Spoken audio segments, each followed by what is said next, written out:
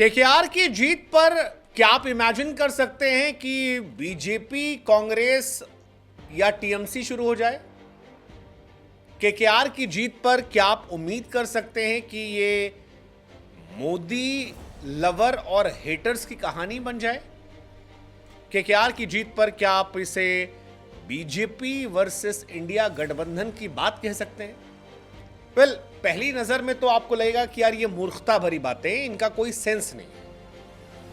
लेकिन एक तरफ जब देश में आईपीएल चल रहा हो और दूसरी तरफ देश में लोकसभा के इलेक्शन चल रहे हो तो गुरु हर बात का सेंस होता है और ये सेंस केकेआर की जीत में भी दिखाई पड़ा। सोशल मीडिया पर बीजेपी को नापसंद करने वालों ने कैंप चलाया जिसमें कहा गया कि श्रेयस अय्यर को इंडिया कप्तान बनना चाहिए था, लेकिन उन्हें कप्तान इसलिए नहीं बनाया गया क्योंकि जब इंडिया की हार हुई थी वर्ल्ड कप में और प्रधानमंत्री नरेंद्र मोदी ड्रेसिंग रूम में खिलाड़ियों से मुलाकात करने गए थे तो श्रेयस अय्यर ने उनसे हाथ नहीं मिलाया था और थोड़ा सा एटीट्यूड दिखाया था। और इसके बाद नापसंद करने वालों का यह आरोप था कि इसी वजह से श्रेयस अय्यर को कॉन्ट्रैक्ट नहीं मिला, उन्हें ड्रॉप कर दिया गया डिस्पाइट द फैक्ट कि सिर्फ एक रणजी मैच नहीं खेला था, उन्हें टीम से निकलवा दिया गया, वो कहीं के नहीं। और अब बंगाल की टीम से खेलते हुए जहां पर बीजेपी की सरकार नहीं है वहां से उन्होंने आईपीएल जिता दिया। ये बीजेपी के हेटर्स की कहानी है। बीजेपी के फेवर्स में जो लोग हैं वो कह रहे हैं कि यार ये सारी स्क्रिप्ट जो है ये तो मोटा भाई के लड़के ने की है।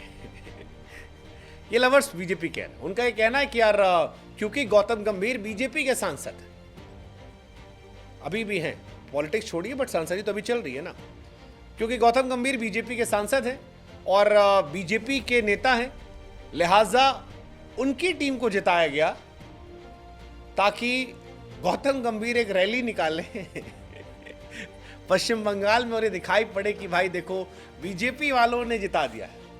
अगर बंगाल का नाम कोई रोशन कर सकता है तो वो बीजेपी वाला कर सकता है। अब कहने को तो दोनों कहानियों में आपको हंसी छूटेगी, आपको कहने का मन करेगा कि लॉजिक हम शर्मिंदा हैं, तेरे कातिल जिंदा हैं, लेकिन सियासत का दस्तूर यही है गुरु की सियासत इस कदर आवाम पर एहसान करती है, पहले आंखें छीनती फिर उन्हीं को चश्मा दान करती है। गजब कहानी चल रही है, गजब टोपीबाजी चल रही है। गंभीर को क्रेडिट देने वाले जो हैं वो कह रहे हैं कि सब कुछ गंभीर ने करा दिया, जो गंभीर और बीजेपी को नापसंद करते हैं उन्होंने अय्यर को हीरो बना दिया और इन दोनों के बीच में केकेआर की जीत की कहानी जो है वो छाई हुई है। हमको लगा कि सियासत के बीच में जब क्रिकेट का मैच खत्म हुआ है तो जरा आपसे पूछें कि केकेआर की जीत का हकदार कौन है, क्योंकि केकेआर ने तो कर लिया, केकेआर चैंपियन बन गए और न सिर्फ चैंपियन बने बल्कि आईपीएल का खिताब एक तरफा मुकाबले में जीता।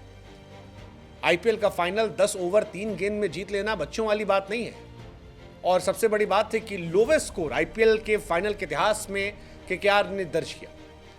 अब मोदी जी को नापसंद करने वाले कह रहे हैं कि 10 साल बाद केकेआर जीती है, 10 साल बाद इंडिया गठबंधन जीत जाएगा। मोदी जी को पसंद करने वाले कह रहे हैं कि भैया जिताए तो हमारे ही लड़के ने, हम भी जीत के आएंगे, जैसे एसआरएच को यहां डोमिनेट किया ऐसे मोदी जी डोमिनेट करेंगे। लेकिन क्रेडिट की कहानी चल रही है, जबरदस्त चल रही है और इसको लेकर जबरदस्त सोशल मीडिया पर माहौल बना हुआ है।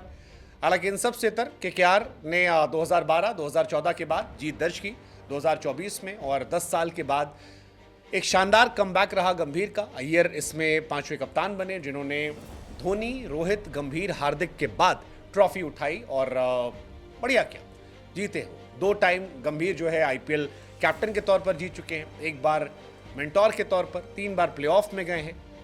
पहले ऐसे प्लेयर हैं जो कैप्टन और मेंटोर दोनों के तौर पर जीते हैं और श्रेयस अय्यर 1 बार फाइनल और 1 बार जीत कर आ रहे हैं तो उनकी भी कहानी चल रही है।